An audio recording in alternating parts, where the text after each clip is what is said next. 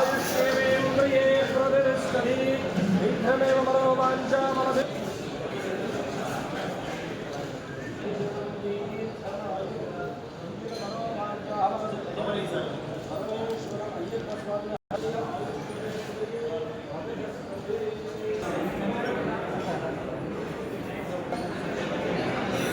శరణమయ్యప్ప.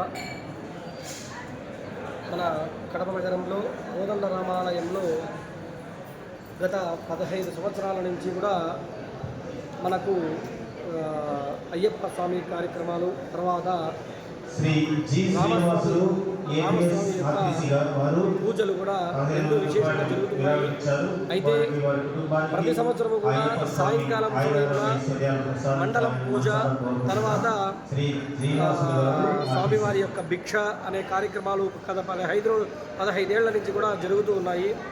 ఈ సంవత్సరము మధ్యాహ్న కాలంలో కూడా ఈ భిక్షా కార్యక్రమాలన్నీ కూడా మొదలుపెట్టడం జరిగినది. ఈ విధంగా ఎన్ని ఏళ్ల నుంచి కూడా మనం ఇటువంటి కార్యక్రమాలన్నీ కూడా చేస్తూ ఉంటాం. ఎన్నో ధార్మిక కార్యక్రమాలన్నీ కూడా మన దేవస్థానంలో చేయడం జరుగుతూ ఉన్నాయి. మరి ఈ నెల 25, 26, 27 3 రోజులు కూడా విశేషమైన పూజలు జరుగుతున్నాయి. 25వ తారీఖున స్వామివారికి, అయ్యప్ప స్వామివారికి సాయంకాలమున విశేషంగా పుష్పయాగ కార్యక్రమం జరుగుతున్నది. తర్వాత 26వ తారీఖున ఉదయమున సుబ్రహ్మణ్య స్వామి, వల్లి దేవసేన సమేత శ్రీ సుబ్రహ్మణ్యేశ్వర స్వామికి కళ్యాణ మహోత్సవ కార్యక్రమం జరుగుతున్నది. తదుపరి అదే రోజు సాయంకాలము మండల పద్దపడి పూజ కార్యక్రమము జరగబోతున్నది. ఆ కార్యక్రమానికి విశేషంగా గాయకులు మన హైదరాబాద్ నుంచి, తర్వాత ఒంగోలు నుంచి వాస్తవ్యులు కూడా పాల్గొనడం జరుగుతున్నది.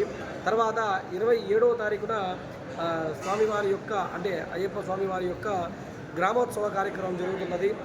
ఈ గ్రామోత్సవ కార్యక్రమంలో కన్యాస్వాములందరూ కూడా కలిసి పట్టుకొని ఊరేగింపుగా వస్తారు. అలాగే స్త్రీమూర్తులు కూడా జ్యోతులు పట్టుకొని విశేషంగా స్వామివారితో పాటు ఆ ఊరేగింపులో పాల్గొంటూ ఉంటారు. కాబట్టి ఈ కార్యక్రమాలన్నీ కూడా మనకు కోదండ రామాలయంలో ఎంతో విశేషంగా ఆ 3 రోజులు ఒక పండగ వ్యవధిగా జరుగుతున్నాయి. కాబట్టి అందరూ కూడా ఈ కోదండ రామాలయ దేవస్థానానికి వచ్చి ఆ పూజలో అన్నింటిలో కూడా పాల్గొని ఆ అయ్యప్ప స్వామి, సుబ్రహ్మణ్య స్వామి, తర్వాత దేవతామూర్తులు, అందరి దేవతామూర్తుల యొక్క అనుగ్రహాన్ని పొందాల్సిందిగా పేరున అందరికీ కూడా విన్నపించుకుంటున్నాను.